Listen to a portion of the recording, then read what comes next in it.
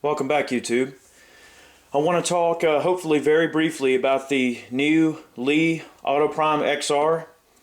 If you're familiar with the traditional Lee Autoprime, I'll show the two side by side. Here's the original Autoprime from Lee on the left, alright, and here's the new XR. If you're familiar with the original Autoprime, you should be already intimately familiar with this priming tool. In essence, all they've done is they've changed a few basic features. They redesigned the priming handle itself. It's a little more ergonomic, a little more easy to get a hold of, and a little more user-friendly. The overall leverage design is exactly the same, as you can see there in the linkage. The way that you trade out the primer trays is exactly the same. Now the primer tray itself, they've slightly redesigned it here.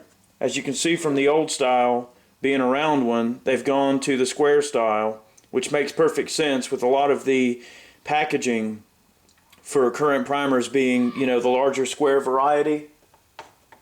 It just makes that overall transition a lot easier, where you just basically dump the primers right over in here and you're good to go.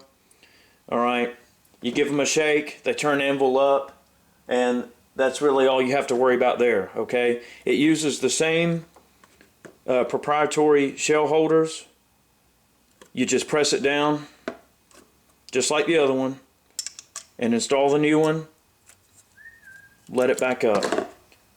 Alright, once you've gotten your primers put in there and you shake them anvil up, the tray just comes in an angle like this, pops in place.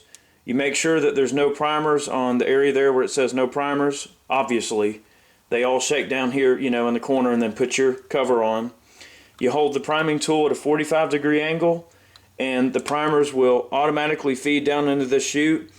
And what Lee has actually done is they've redesigned this priming tool to where when you prime, this other little rod here pushes up and keeps other primers from feeding in.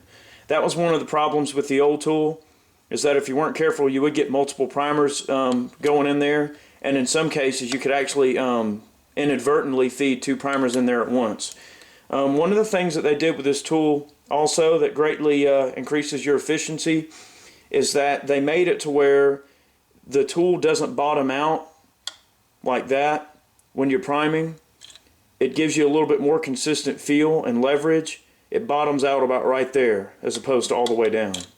That gives you a lot better feel for when the primer is actually seated deep enough. This is an excellent tool. I can highly recommend it. You get the small and large trays, and then you get two of the plastic covers. Priced anywhere from between what you see here. You can get them sometimes as low as maybe $18. But anyway, there she is, and it's an excellent tool. I can't wait to use it some more. Based on what I've seen so far, it's a very excellent tool and should be a welcome addition to the Lee family of priming tools.